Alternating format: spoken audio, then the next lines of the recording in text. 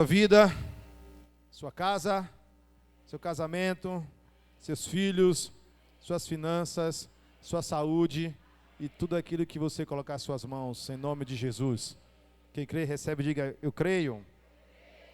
Glória a Deus. Queridos irmãos, eu quero nessa noite, início de noite, final de tarde, início de noite, compartilhar uma palavra no seu coração. Hoje pela manhã, o Senhor trouxe uma palavra de uma revelação para nós entendermos a origem da igreja. A igreja não é uma instituição, a igreja ela não é um prédio, a igreja ela não é, uma estrutura feita de cadeiras e paredes, mas a igreja ela é composta de pessoas, homens e mulheres levantados pelo Senhor para representá-lo. A igreja ela tem um papel muito fundamental, muito importante, irmãos, que é ser um canal de Deus para abençoar o povo, para abençoar a nação. O propósito original de Deus começou com Adão. E a ideia era que todo mundo que viesse após Adão pudesse estar debaixo dessa mesma dimensão de realidade em Deus. Mas Adão pecou. Deus recomeça com Noé. Mas a geração de Noé também falhou. Deus recomeça com Abraão e diz: Abraão, em ti serão benditas todas as nações da terra. Mas Israel falhou. E então Jesus veio para iniciar uma missão que, diferente de Adão, que diferente de Noé e diferente de Abraão, esta sim iria dar o seu fruto. Essa sim não iria fracassar. Essa sim não iria falhar. E de quem estou falando? Diga, da igreja de Jesus. A igreja, os trabalhadores da última hora, aqueles em quem Deus iria, irmãos, derramar do seu espírito para quê? Para que o mundo fosse tocado, para que as gerações no qual a igreja fizesse parte, vidas, famílias, realidades fossem transformadas. Nós estamos já há algum tempo orando as madrugadas, buscando em Deus, mergulhando mais fundo no Senhor, indo para um lugar, irmãos, aonde só o secreto pode nos levar, que é para a intimidade. E em uma dessas madrugadas, o Senhor ele me batizou com um amor muito constrangedor pela igreja. O Senhor, nessas madrugadas, o Senhor, irmãos, me levou a sentir um pouquinho, eu digo que uma fração do que Ele sente em relação ao nosso tempo, à nossa geração, e em especial sobre a igreja. Embora eu acredite piamente, sem sombra de dúvidas, que a igreja ela vai, irmãos, dar o seu resultado. Embora eu acredite, irmãos, que a igreja não vai fracassar, eu reconheço que o momento em que nós estamos distantes dessa realidade. Embora Deus já tenha um plano e um propósito para que a igreja de Cristo, irmãos, seja a resposta dele para uma geração, nós estamos ainda um pouquinho distantes dessa realidade. Por quê? Primeiro porque nós desconhecemos ou não entendemos completamente a nossa origem em Deus. E nessa manhã nós falamos isso aqui. Que a igreja não nasceu fraca, ela nasceu cheia do Espírito. A igreja não nasceu depressiva. Ela não nasceu ansiosa. Ela não nasceu fraca. Ela nasceu cheia de Deus. Ela foi remida de todas as áreas da sua vida do homem que haviam sido corrompidas pelo sangue. Jesus nos redimiu. E pelo seu Espírito Ele nos capacitou. Então a igreja ela não é fraca, ela não é vitimista. A igreja, irmãos, é o contra-ataque de Deus na terra. A igreja é o canal de Deus, irmãos, manifestar avivamento. Deus não vai usar presidentes. Deus não vai usar governos. Deus vai usar a igreja. A igreja é o canal. Diga, a igreja é o canal. Obrigado. E nós como igreja precisamos entender isso, irmãos, para nos posicionar. Talvez nós estejamos muito distantes porque estamos tão preocupados com as coisas que nos cercam a nível material, familiar, que nos esquecemos do chamado a sermos igreja de Jesus.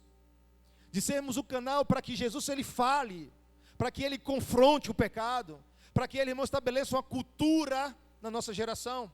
Não é a cultura da ideologia de gênero, não é a cultura, irmão, do secularismo, mas é a cultura de oração, é a cultura da santidade, é a cultura do reino de Deus sobre a terra. Porque aonde a igreja não brilha, as trevas prevalecem. Aonde a igreja não se estabelece, Satanás, irmãos, ele se apodera. Mas nós vimos nessa manhã que Jesus falou que a igreja que seria edificada carregaria uma marca. E a marca dessa igreja é que as portas do inferno não iriam prevalecer contra ela. Que as marcas dessa igreja que seria edificada sobre a rocha, que é o próprio Jesus, ela seria, irmãos, inabalável, triunfante, vencedora, ou melhor, mais que vencedora, poderosa, não nela mesma, mas naquele a qual ela está edificada, Cristo, o Messias, aquele que virá, aquele que venceu a morte, aquele que venceu a cruz e que voltará para buscar a sua igreja. Então, nessas madrugadas, o Senhor, Ele moveu meu coração, irmãos, e ultimamente eu tenho orado muito pela noiva, a noiva de Jesus, a igreja de Jesus. Sabe, irmãos, aqueles que carregam a marca da obra redentora, a noiva em que o noivo vai vir buscar, e a igreja será esse canal para o Senhor, irmãos, trazer um poderoso avivamento, como o Júnior falou aqui no início, na abertura, como nós vimos aqui no louvor sendo entoado. Eu acredito, irmãos, que Deus está alinhando o seu povo. Ontem aqui nos Homens de Fé, foi sem massagem, foi, André? Nos jovens, Deus tem feito a mesma coisa. E, no sentido geral, Deus está chamando a sua noiva para um posicionamento. Porque a agenda dele vai se cumprir. Querendo você ou não, Deus vai fazer o que ele disse que iria fazer. E não depende, irmãos, de homens, depende apenas de um povo alinhado. É o que nós chamamos de avivamento. É o que nós denominamos avivamento. E avivamento, ele não é um movimento. Avivamento não é evangelismo, não é cura, não é milagres, não é batizar pessoas. Porém, o avivamento, ele traz essas marcas, o avivamento, ele tem esses frutos do poder de Deus em operação, de sinais acontecendo, de, sabe, irmãos, perdidos se arrependendo, de pessoas reconhecendo que o seu estado atual carece da glória, do perdão, do arrependimento. E como igreja nós precisamos restaurar as marcas daquilo onde ela foi gerada. Eu quero falar nessa tarde um pouquinho sobre o fervor da igreja. Amém? O fervor da igreja. Então, como eu falei, avivamento é o mover de Deus no meio do seu povo. Evangelismo é Deus usando, sabe, a igreja para falar para o povo, para o mundo, mas avivamento é Deus tratando com a sua noiva, é Deus tratando com a gente, é Deus chamando a gente, irmãos, sabe, no pé do ouvido, dizendo assim: olha, arrependei-vos, santificai-vos, olha, preparai-vos, porque eu, o Senhor, me derramarei. O Senhor está nos chamando para o último avivamento, e avivamento é Deus agindo na igreja. Avivamento, irmãos, é a obra de Deus com a igreja. Avivamento é despertamento do povo de Deus por meio da sua presença. É quando nós somos visitados por Ele. É quando nós entramos, irmãos, num lugar de relacionamento profundo com o Senhor. Nós precisamos, irmãos, resgatar o fervor. É o fervor, não falo de movimento. E o fervor não se produz em 3 dias de conferência. O fervor não se produz, irmãos, em campanhas. O fervor se produz em constância na presença de Deus. E sabe o que fez com que a igreja de 2020 anos atrás continuar viva, poderosa e, irmãos, sabe, crescente? Foi o fervor dela. A igreja dos primeiros dias, ela enfrentou o Coliseu, ela enfrentou leões, ela enfrentou o que talvez a maioria de nós não estejamos preparados ainda para enfrentar, a perseguição. A igreja dos primeiros dias, ela enfrentou um cenário de caos, de improbabilidade, mas sabe o que ela tinha? Ela tinha fervor. Ela era fervorosa. Não é o sentido de gritar alto, não. Mas ela, irmãos, ela queimava da presença do Senhor. A igreja dos primeiros dias, irmãos, não era essa igreja morna que a gente vê hoje, não. Era uma igreja, irmãos, que queimava, é onde ela pisava o pé, os perdidos se arrependiam. Sabe, irmãos, as nações clamavam por Jesus Cristo, dizendo: olha, eu preciso dele. Não é aquela, irmãos, aquela tentativa que a gente faz de tentar convencer alguém de vir aqui na frente e aceitar. Não, as pessoas se desesperavam por Jesus, porque uma igreja fervorosa revelava a essência do Deus que ela cria. E será que temos convencido o mundo de que ele precisa de Jesus como igreja? Temos convencido os perdidos de que eles, assim como nós um dia o aceitamos, que eles precisam de Jesus? Será que temos, irmãos, acertado a missão de apontar e apresentar ao mundo, irmãos, a única saída para o caos que essa geração vive? Será que nós temos apresentado esse caminho? E isso vai revelar qual é o nível do fervor que temos produzido. Como eu disse, irmãos, você não vai se tornar uma pessoa fervorosa simplesmente vindo aos cultos semanais. Não deixe de vir. Mas o fervor está na intimidade, na presença. É quando a gente se aproxima, é que a gente pega fogo. Diga assim para o seu irmão: é só quando você se aproximar que você vai pegar fogo. Que você, irmãos, vai ser um instrumento de Deus cheio, mas tão fervoroso, que nada vai te roubar dele. Que as tuas palavras, irmãos, a tua dinâmica de vida vai apresentar Jesus antes que você abra a sua boca. Você vai pregar em todo o tempo, e quando for preciso, então você vai usar palavras. A igreja fervorosa é aquela que o Senhor está resgatando nesses dias. Muitos talvez vão chamar de radicais, outros vão chamar às vezes até de exagerados, mas deixa chamar como quiser, amém? Amém, irmão? Não se preocupa, só deixa o fogo queimar. A igreja precisa, irmão, voltar ao fervor dos primeiros dias. Lembra quando você converteu lá nos primeiros dias de conversão? Como era? Eu me lembro como hoje, quando eu me converti. 19 anos de idade, ali no auge da juventude, ali no início, né, da fase adulta. E me lembro que eu me converti num domingo à noite, e segunda-feira eu não parava de ler a Bíblia. Me disseram que era para ler 4 capítulos por dia, e eu li 10, eu fui lendo e me envolvendo com essa realidade. E eu aprendi que tudo que tinha me levado até aquele momento já não serviria mais para o que Deus queria me conduzir dali para frente. Tudo que me levou até os meus 19 anos já não fazia mais sentido, já não servia mais para o que Deus queria me levar dali para frente. Então, eu precisava agora mudar a minha vida, mudar as minhas atitudes. Eu precisava agora fazer com que aquela decisão de receber Jesus fosse agora algo que tivesse, irmãos, impresso na minha conduta, na minha vida. E então, na medida que eu fui me aproximando do Senhor, a gente vai percebendo que é um caminho sem volta. É um caminho onde a gente vai sendo, irmãos, cada dia mais, atraído pelo Senhor. As coisas já não mais concorrem entre a presença, irmãos, a nossa intimidade com Deus e os prazeres. As coisas do mundo já não mais fazem sentido. Talvez a sua frieza, ela é justamente uma falta de busca, a ponto de que você já não consegue mais, irmãos, expressar um fervor de fidelidade ao Senhor. Mas Deus está nos despertando, nos chamando, porque Ele, irmãos, vai levantar os remanescentes dessa geração, nesse tempo. Deus, irmãos, está levantando um povo que vai, irmãos, assim como Moisés, entender como será o processo de Deus para mudar realidades. O profeta Isaías, no capítulo 44, no verso 3, ele fala o seguinte: porque derramarei água sobre o sedento, e rio sobre a terra seca, derramarei o meu espírito sobre a tua posteridade, e a minha bênção sobre os descendentes. Avivamento não é um ato deliberado de Deus, independente da ação do homem.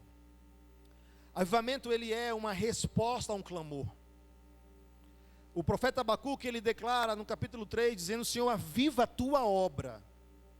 Aviva a tua obra em nossos dias. Assim como o Senhor fez no passado, assim como o Senhor fez, com Moisés, assim como o Senhor fez, com Jeremias, assim como o Senhor fez com Elias, assim como o Senhor fez com Paulo, assim como o Senhor usou João, faz isso nos nossos dias. Faz isso agora. Então o que é que Deus está esperando? Alguém que peça a Ele, que busque a Ele, que clame por isso. E aí a gente vai perceber, irmãos, que avivamento, ela vai ressuscitar o fervor espiritual do seu povo. Porque sem fervor, irmãos, a gente não vai prevalecer. A gente não vai suportar. Sem o devido fervor pelo Senhor, nós não vamos suportar. Já tem sido difícil. Já tem sido, irmãos, doloroso. Já tem sido, irmãos, complicado. E a linguagem de Deus tratar com a gente, irmãos, entenda, a linguagem de Deus não é a dor, mas a forma como Deus fala com a gente, Deus usa a dor. Há mais ou menos 2 anos, um pouco mais, 3 anos atrás, nós fomos surpreendidos, né, com a pandemia. Aí surgiu aquela ideia, Deus parou tudo para as pessoas irem para dentro de casa, né? Também. Mas Deus parou tudo para o povo buscá-lo. Porque no momento do caos, qual é a primeira coisa que você faz? Perdeu de emprego, faz o quê? Vai orar, vai buscar, né? Pede oração. Sabe, irmãos, aconteceu alguma coisa de ruim na sua vida, a primeira coisa que você pensa é: preciso falar com fulano para orar por mim, ou preciso ir para a igreja hoje, que eu não faço, faz meses que eu não vou. É ou não é? Você conhece alguém assim? Não precisa olhar para ele, não. Brincadeira. É a coisa apertar, a gente corre para Jesus. É ou não é? Então Deus sabe, irmãos, a linguagem de tratar com a gente. Mas essa não é a linguagem original do Senhor. Mas Ele sabe que a gente é movido por isso. Você não é movido para a busca quando está tudo bem na sua vida. Aí veio 2 anos de pandemia. E as pessoas começaram a orar. As pessoas começaram, irmãos, a participar das lives de oração, de cultos online. Parecia que a igreja ia sucumbir porque o presencial foi tirado, mas de repente a igreja se renovou. O Senhor, irmãos, trouxe pessoas, levantou, enfim, algo aconteceu. O povo, eu preciso me achegar a Deus. Aí parece que está passando, né? São poucos a gente vê, né? De máscara. Parece que aqui criou-se uma sensação de normalidade. Que passou tudo. Aí vem uma guerra. E aí as pessoas começam a imaginar, e agora, porque a Bíblia diz que no final dos tempos, né, rumores de guerra surgiriam. Aí o desespero do homem faz o que? Ele buscar. Dias atrás, a igreja se levantou em oração. Por quê? Precisamos eleger um homem. Porque senão a igreja já está perdida. Porque senão vamos ser perseguidos. Porque senão isso, porque senão aquilo. E aí não deu certo, né? E a igreja continuou o quê? Orando. Aí de repente, não, espero que haja uma intervenção. Até no último minuto do dia 31 se esperava algo. E nada. Porque não vai vir daqui, irmão. Vai vir de lá.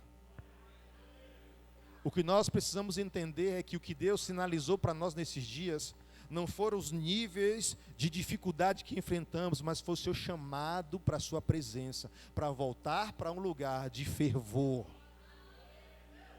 Porque só se aproximando de Jesus, irmãos, do Senhor, é que nós vamos voltar a queimar de verdade. E eu não falo desse fogo que chama fogo de palha, eu falo do fogo, do fervor do Senhor, que vai ser provado lá fora, não é aqui dentro não, aqui é fácil queimar. Aqui, irmãos, é fácil queimar, né? Basta dar uma sopradinha, o Espírito Santo só, o fogo pega, e lá fora. E aí eu quero nessa noite fazer a gente entender que avivamento é a resposta de Deus ao caos, à dor e ao pecado. E somente, irmãos, um avivamento para assegurar as gerações que virão após nós. E só existe um canal por meio do qual o avivamento poderá vir. Não foi através do governo e não será. Não foi através, irmãos, de vacina e não será. Só existe um canal. E isso Deus, irmão, fechou o monopólio do seu mover. E o único canal chama-se Igreja do Senhor. É o único canal para o mover de Deus tocar essa geração. Porque se não vier, irmãos, os consultórios de psicologia continuarão cheios. As estatísticas continuarão crescendo de suicídio, de morte, de aborto, de divórcios. Porque se não acontecer, irmãos, as estatísticas vão continuar se avançando, proliferando cada vez mais. Mas quando, irmãos, e eu creio que isso vai acontecer em nosso tempo, Deus vai despertar um povo que vai entrar num reino espiritual, irmãos, e vai desfazer as obras de Satanás. Mas é a igreja que queima. É uma igreja fervorosa. Fervorosa. Tem muita gente, irmão, sendo problema em casa porque não ora. Tem muita gente sendo problema na igreja porque não busca a Deus. Tem gente que está tendo tempo para ser canal de caos porque não tem sido canal de transformação. Quando Deus levantou um homem para libertar o povo do Egito, Deus foi muito claro com esse propósito: levantarei um libertador. Moisés foi ali, nasceu. Moisés ali, ele aprendeu tudo o que era necessário, mas Moisés se antecipou ao tempo. De repente Moisés, ele é como uma igreja que se frustrou, se esfriou e fugiu. Moisés, ele é encontrado pelo Senhor em um lugar. E eu quero que você abra a sua Bíblia, e nós vamos aqui então iniciar a mensagem. Êxodo capítulo 3.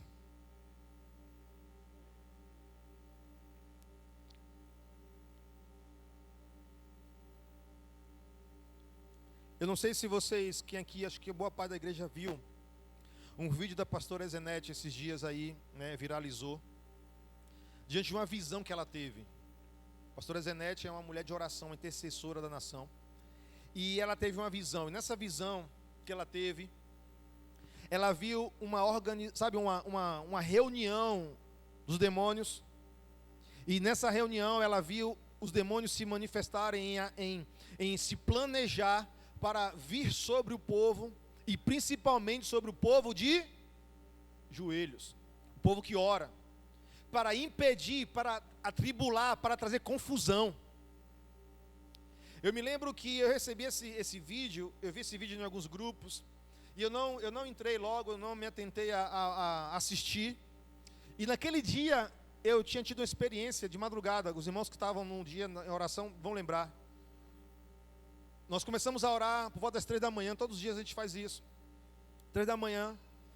E toda vez que eu vou orar, eu saio do meu quarto, pego o meu mantinho de oração, vou para a sala. Meu cachorro Snoopy também vai para a sala orar. O ritual é esse: eu saio do quarto, ele vai junto, eu ajoelho na sala, ele deita no tapete e fica quietinho lá. Das 3 às 5 ele está lá de boa, quietinho, dormindo e orando. Nesse dia especialmente, por volta assim de umas 3h15, já a oração iniciada, Snoopy, irmão, ficou atribulado. Ia para lá, ia para cá, rosnava. Só eu e ele. E ele chegava debaixo da porta assim, cheirando debaixo da porta, parecendo que tinha alguém do outro lado. E eu falei: isso aqui não está normal não. E é aquele sentimento de pavor, né? De medo, né? Mas ao mesmo tempo, a ousadia vai vindo, né? Aí você fala: como assim? E no vídeo, o pastor Zenete fala algo interessante, que os demônios falam assim: vamos perturbá-los, vamos perturbar os cachorros, as crianças, vamos gerar perturbação para que eles não fiquem de joelhos. E eu só vi esse vídeo depois dessa situação. Mas só que enquanto eu orava, eu levantava a cabeça assim, olhava para um lado, olhava para o outro e continuava orando. A Snoopy ia lá, e eu orava para o outro e continuava orando. E não parava. Lá por mais ou menos 4h40, já perto de terminar, eu falei assim: gente, eu não queria falar com vocês não, mas eu senti isso aqui, assim, assim, assim. Aí de repente o meu pastor também aqui. E outro pastor também senti. Aí, irmão, aí a ousadia vem, pronto, vamos levantar e guerrear. Vamos levantar. Abrimos o microfone, todo mundo começou a orar em línguas, começou a profetizar, começamos a orar e estabelecer uma atmosfera de paz naquele lugar. Porque, entenda uma coisa, Satanás não está preparando um dia para tentar te derrubar, ele está tentando talvez isso agora. Satanás não está tentando, irmãos, te matar amanhã, ele quer te matar agora. Ele não quer destruir amanhã, ele quer destruir agora. Ele não quer roubar daqui a um mês, ele quer roubar agora. O ladrão veio para matar e destruir. Mas o que é, irmãos, que nos mantém ainda, irmãos, com essa sensação de ter todo o tempo do mundo? Chama misericórdia de Deus.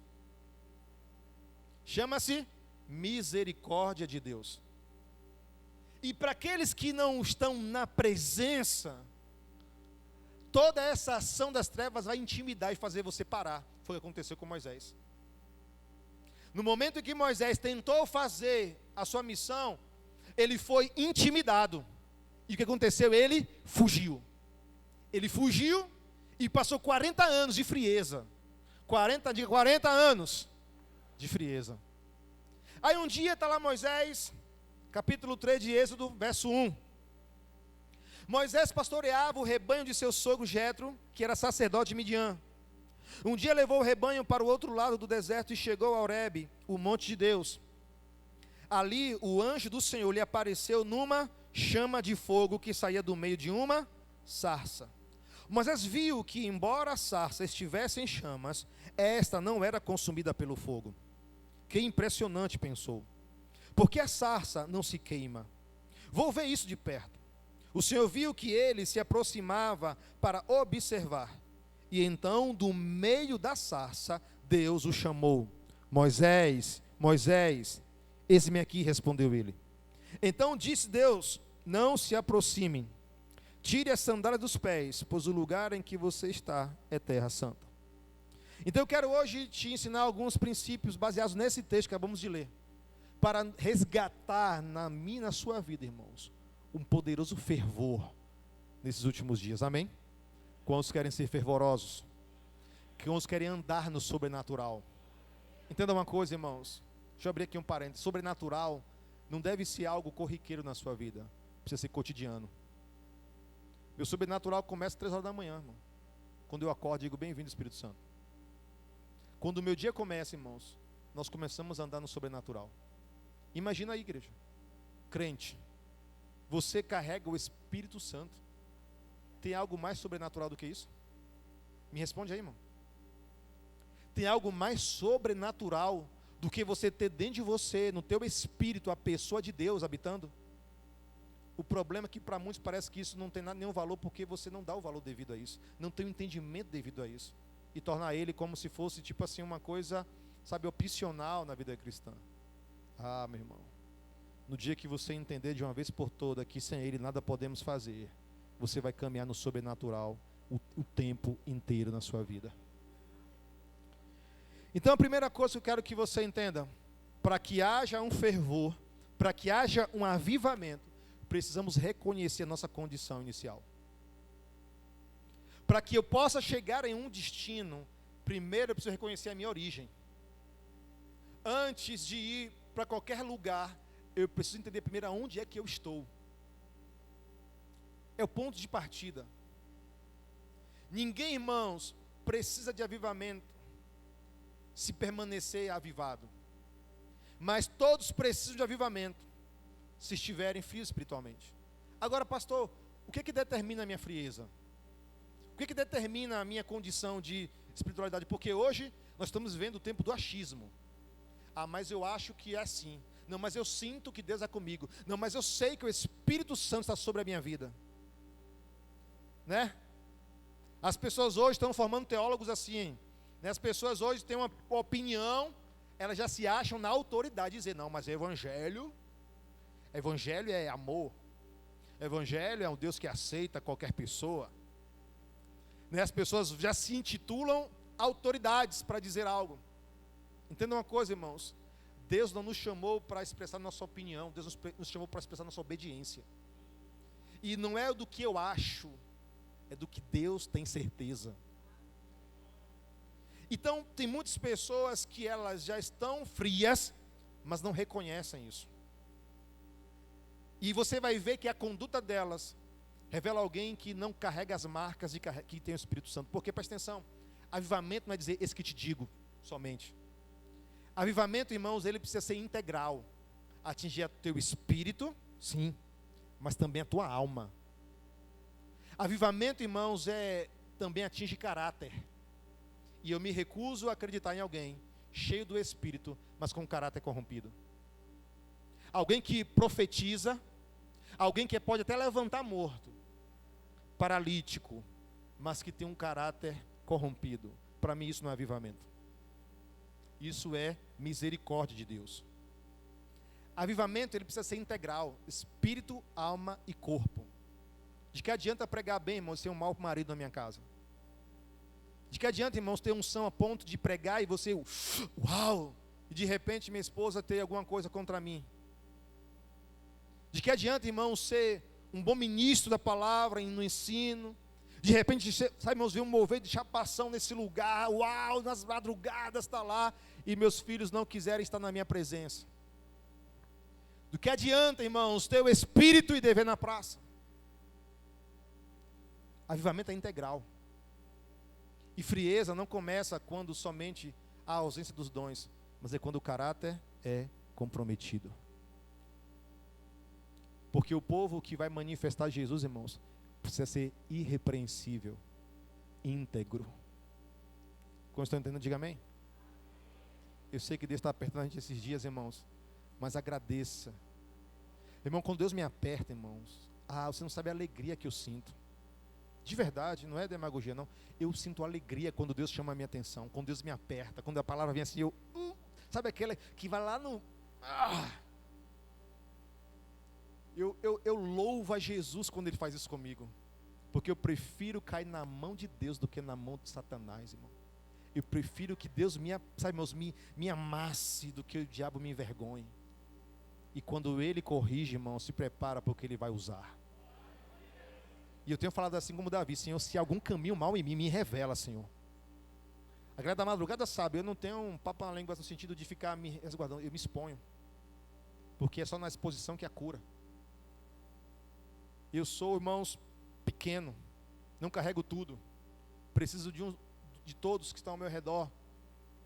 Não tenho tempo, irmão, para ficar, sabe, tentando ostentar uma imagem.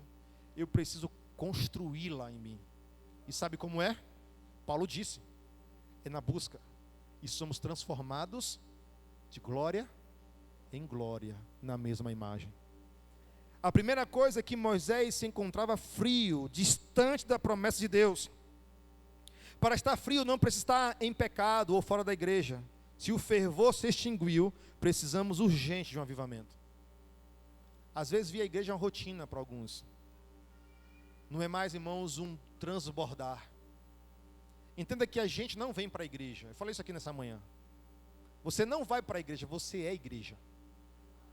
Você não vem aqui para receber, irmão. A gente vem aqui para dar, irmão. Isso é culto, amém? Culto não é para o homem, culto é para o Senhor. Só que por que tem muita gente vindo receber? Porque não tem o que entregar, irmão.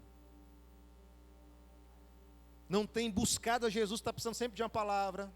Está precisando sempre de uma mão na cabeça. Está precisando sempre de um óleo ungido na mão. Está precisando sempre, irmão, de uma palavra para afagar o ego.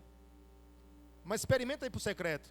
Você vai chegar aqui bem resolvido. Senhor, recebe a minha adoração. Senhor, recebe o meu louvor. Senhor, estou aqui para te servir. Jesus, tu és adorado. Senhor, sabe, irmãos, a sua vida, irmãos, não vai ser de um pedinte, mas vai ser de um ofertante.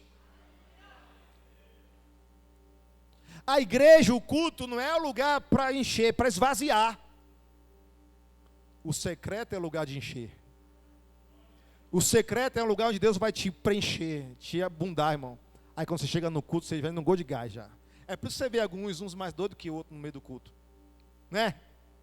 Tem uns mais espalhafatosos do que outros. Aí o que não está fica assim, precisa daquilo. Né? Precisa isso. Precisa gritar desse jeito?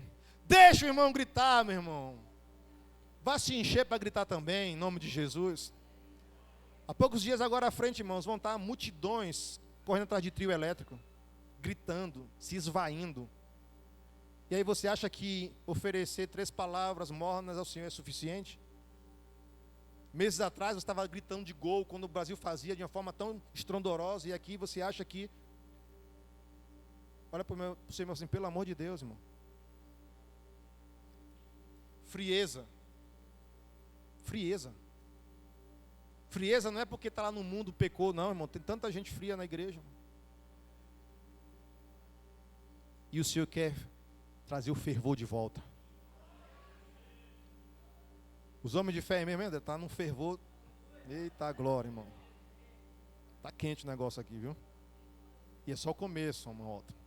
É só. Mas por quê?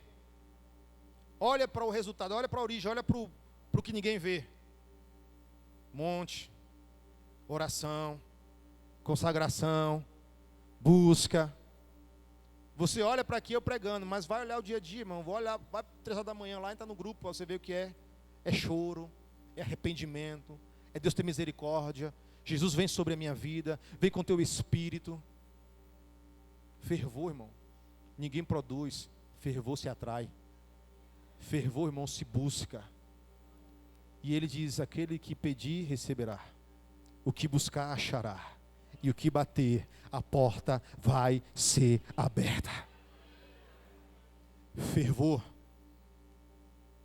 Fervor para que, irmãos, nos ambientes onde o pecado, irmãos, é defendido, você seja um agente de justiça que confronta.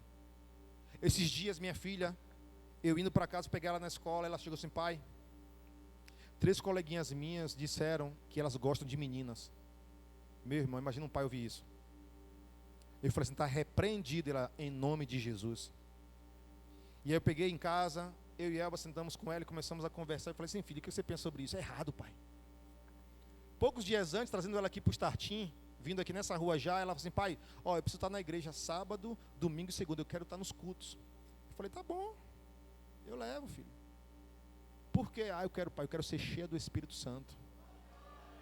Aí eu falei assim para Clara, assim, ó filha, lá na escola, quando suas coleguinhas falarem isso, se posicione. Diga para elas que Deus não se agrada disso. Comece a dizer, sabe, o que você crê. Não deixa com que elas falem isso e fique calada, porque para o mundo achar que você, sabe, não se importa com isso. Seja um agente de transformação naquele lugar. Fervor. O fervor não nos torna omissos, o fervor, irmãos, nos torna ousados.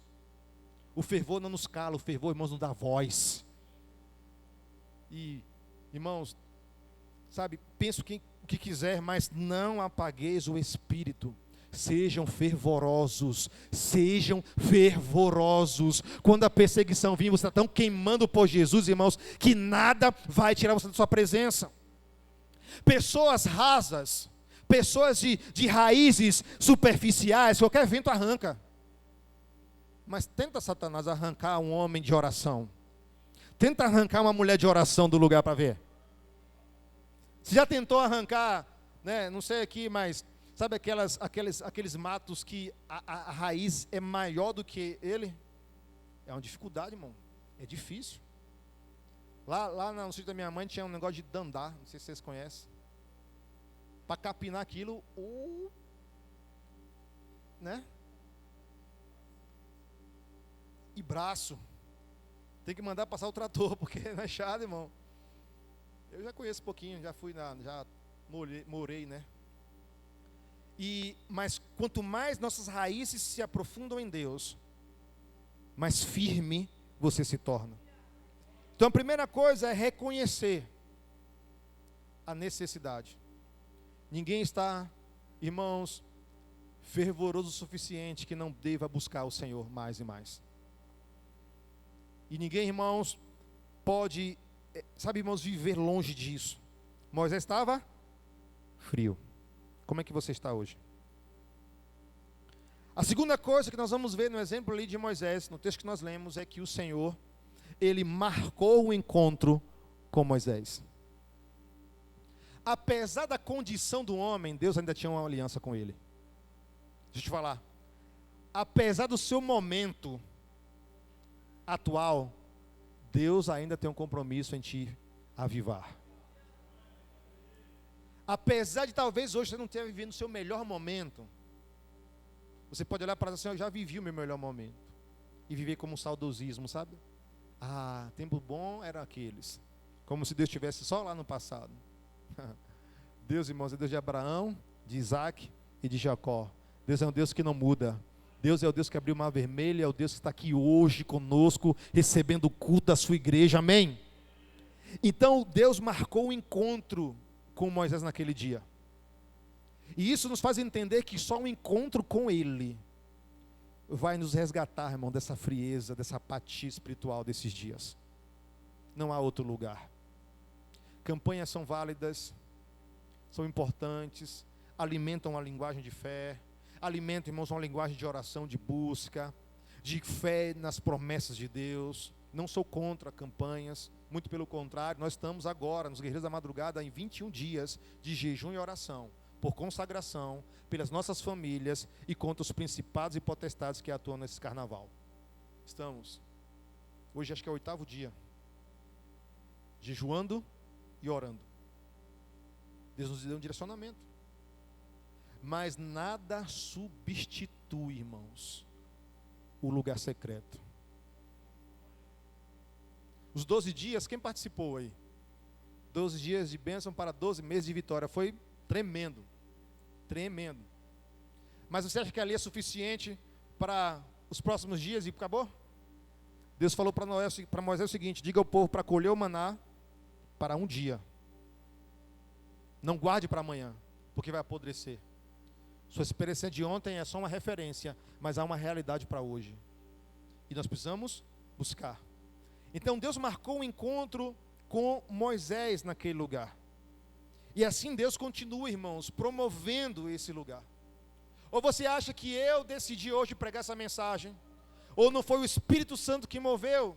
Eu estava inclinado a uma outra mensagem para hoje. Mas estava ali à tarde, ali em espírito de oração, meditando, e o Senhor me direcionou essa mensagem. E então eu falei, sim, Senhor. E parece que é repetitivo, parece que para muitos, assim, foi o que eu vim fazer aqui. Você veio, irmãos, ouvir um chamado para amanhã dizer, eu não sabia. Amém? E então Deus, Ele marcou o encontro. Então você, lembra hoje de manhã? Você nasceu do fogo, e somente no fogo você vai ser preservado, irmão. Somente na presença de Deus, irmãos, você vai ser preservado. Nós fomos gerados em Cristo, na cruz do Calvário, e já nascemos no fogo, pois Ele mesmo foi o próprio sacrifício que atraiu as chamas do avivamento. E ali, irmãos, se iniciou, se estabeleceu o maior investimento de Deus na terra, a igreja de Jesus Cristo. A igreja do Senhor. Que não é, irmãos, um clube social, não, irmãos, é poder de Deus, irmãos. É a continuação de Jesus. E Ele disse, olha, vocês farão as obras que eu faço, e maiores farão. Eu estou dizendo, a mesma unção que eu fui enviado pelo Pai, eu também envio vocês. Então, a segunda coisa que aconteceu é que Deus, irmãos, Ele tem interesse em te avivar, em te renovar, em fazer você, irmãos, voltar num fervor tremendo na sua vida, onde a sua casa vai ser afetada, seus filhos vão ser afetados, sua família vai ser afetada, seu emprego, suas finanças, sua saúde vai ser afetada. Não tem como as coisas da nossa vida, irmãos, não serem afetadas pela presença de Deus. Moisés, ele viu a sarça, e então ele se aproximou para aquele encontro. E aí quando ele vem, quando esse fogo vem, ele não é para aplicar juízo sobre nós. Ele vem para te tornar justiça, pois nenhuma de tuas promessas será esquecida.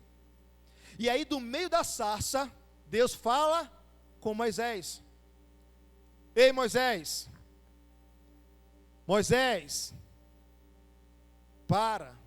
tira as sandálias dos teus pés. Moisés, ele foi atraído por um fogo. Mas foi qualquer fogo? Eu não sei se você sabe, mas aquilo era comum no deserto. Arbustos secos queimarem por conta da temperatura. Moisés via aquilo acontecer, sempre no seu dia a dia. Só que a questão é que o que Moisés estava vendo naquele dia especial era diferente de tudo que ele tinha experimentado antes. Às vezes a gente olha alguém queimando, mas logo em seguida, apaga. É um fogo que não prevalece. Talvez Moisés estava esperando aquele arbusto se consumir como todos os outros que ele já tinha experiência de ver no deserto. Mas o que chamou a atenção de Moisés foi que o fogo, em vez de queimar o arbusto, preservava o arbusto. O que eu apresento, o que eu aprendo com isso aqui, irmãos?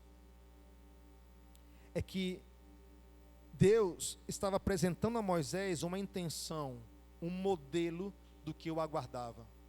O Moisés inconstante, frio, e que já não mais queimava, como aqueles arbustos que ele via acender e queimar, porque um dia ele acendeu.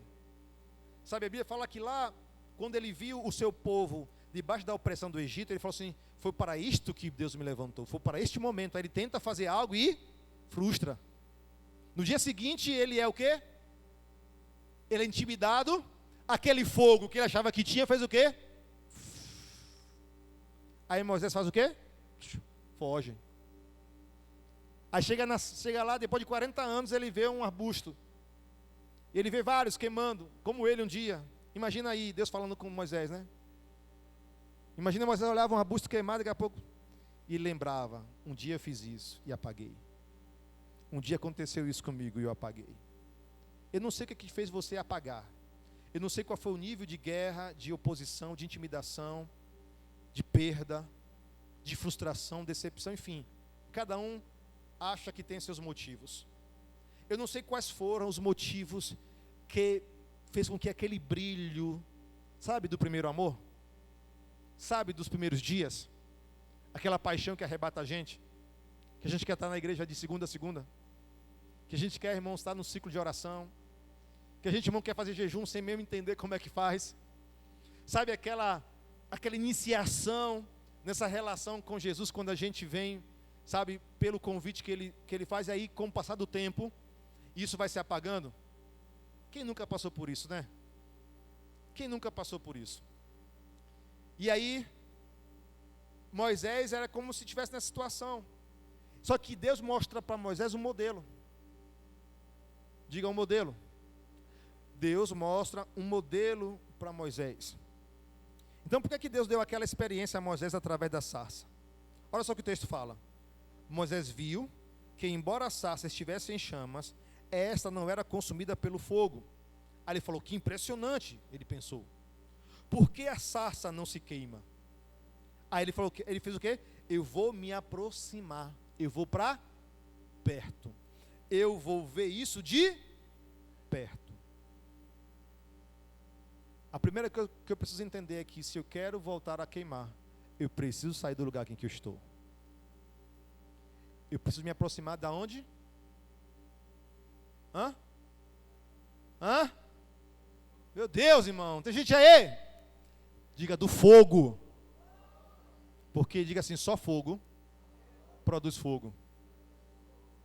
Você não produz fogo. Só fogo produz fogo. Vida no Espírito, irmãos, é vida na presença de Deus. Porque só fogo produz. Então o Senhor viu que ele se aproximava para observar.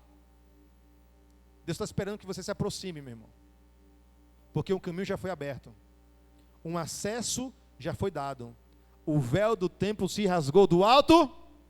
Você tem livre acesso ao ambiente da presença de Deus. Então Deus agora mostra para Moisés um modelo. E aquela sarça representava profeticamente o plano de Deus para o seu povo.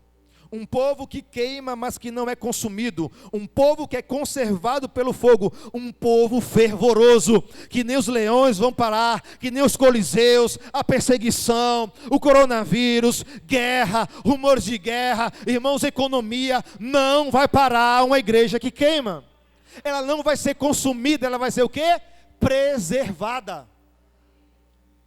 Se você tentar, irmãos, conduzir a sua vida apenas na perspectiva humana, você vai ligar a televisão todos os dias e vai sair mais triste do que você sentou para assistir.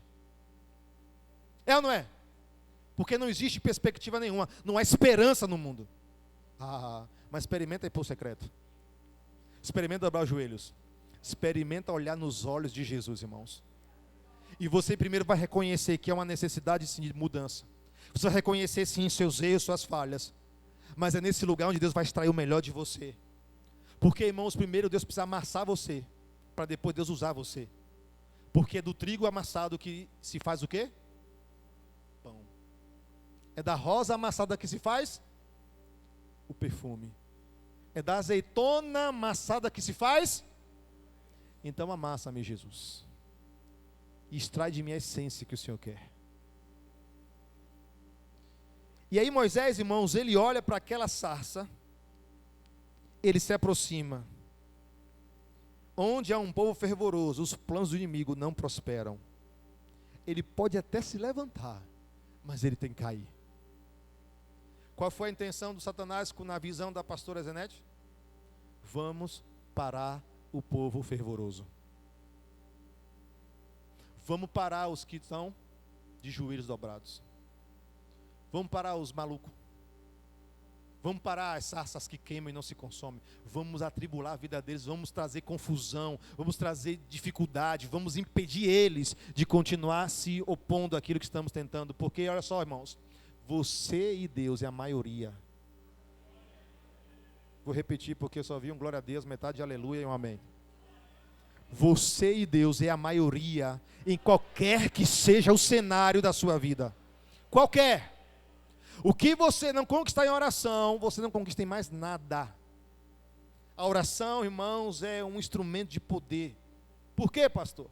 Porque o próprio Deus se comprometeu em responder cada uma delas. Clama a mim e responder-te-ei.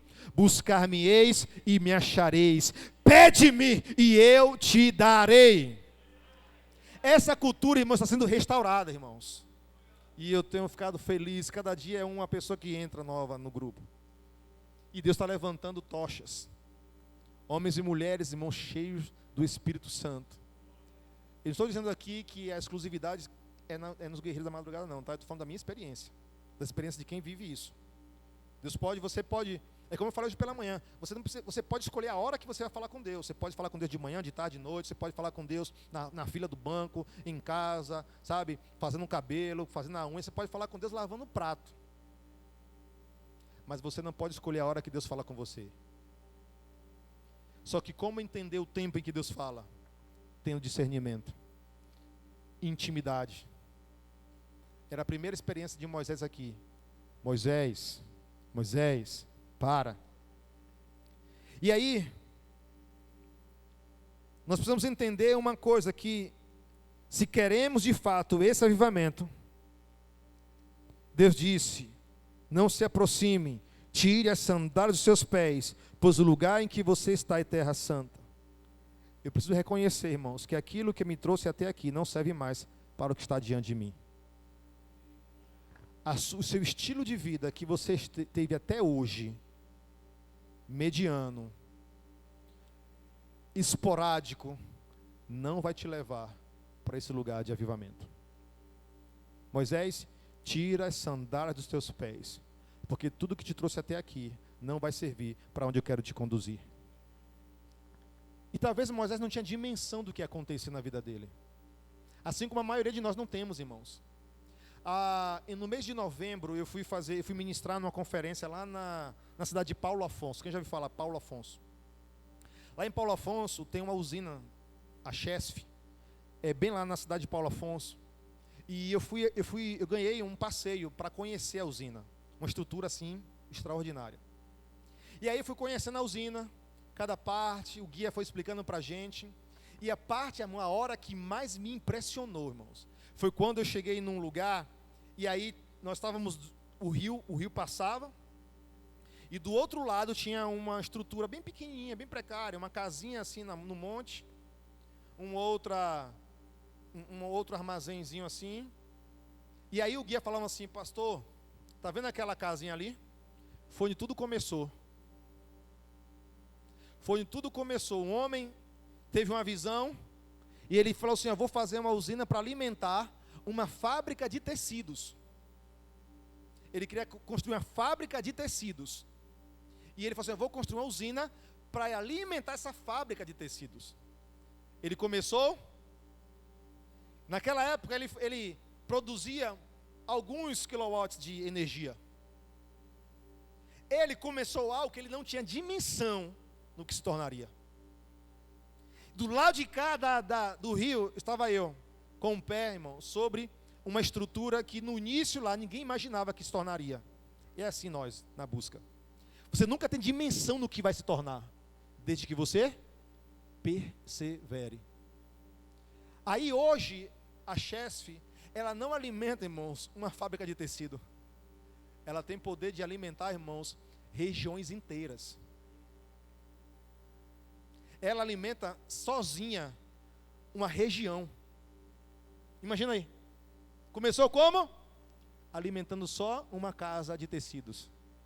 Talvez suas orações a princípio só movam a tua casa, mas vai chegar numa dimensão que nações serão tocadas por aquilo que você coloca diante do Senhor. Você não tem dimensão disso vai acontecer. O problema é que a gente começa e pelo imediatismo não prosseguimos em Deus. Não prosseguimos.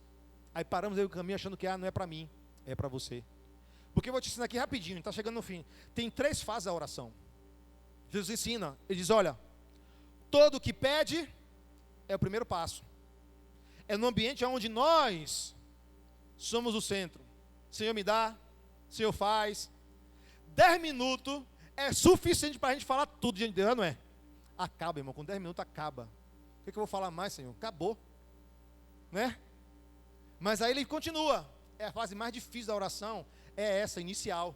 A mente divaga, você pensa no boleto de amanhã, o que vai preparar do almoço amanhã.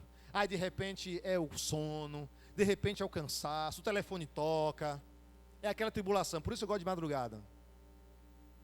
Aí, irmãos, Jesus continua. Todo o que pede, todo o que busca, aí já é uma dimensão da alma.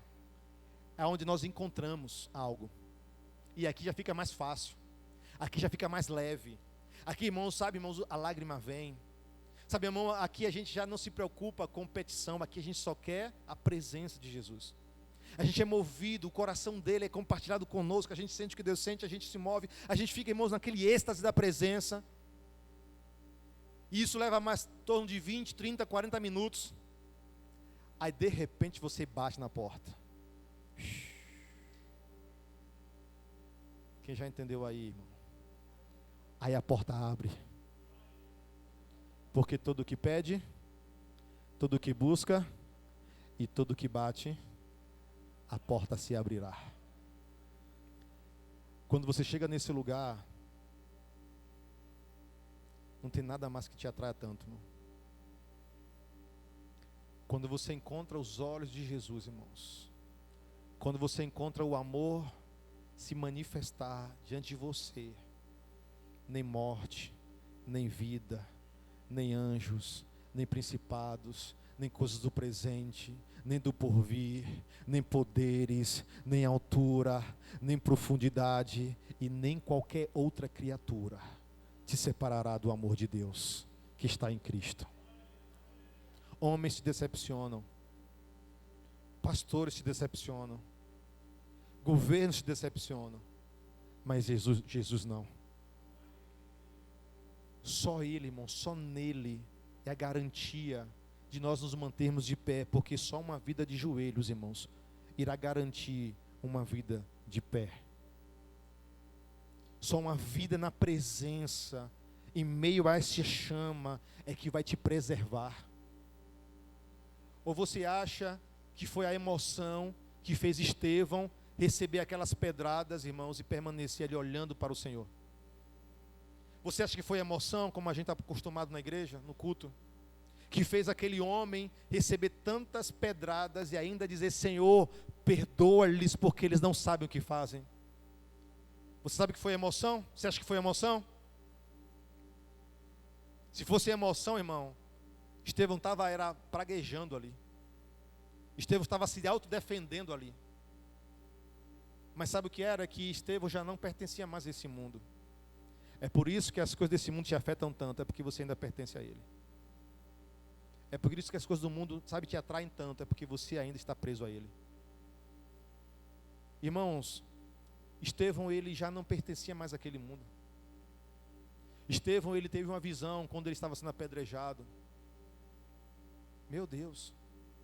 E foi o que ele viu? Os céus abertos. E além disso, foi o que ele viu mais? Ele viu alguém sentado, ou melhor, de pé. E eis que vejo o rei de pé diante do trono. Quando Estevão disse isso, sabe o que aconteceu? O povo ficou mais alvoroçado ainda. Os apedrejadores. Então, ou seja, olha só, quanto mais você queimar, não vai faltar pedras para te atirarem. Mas não te preocupa não, é melhor viver na pedrada do que no machado. Porque a pedrada é sinal de que você, como árvore, gera fruto.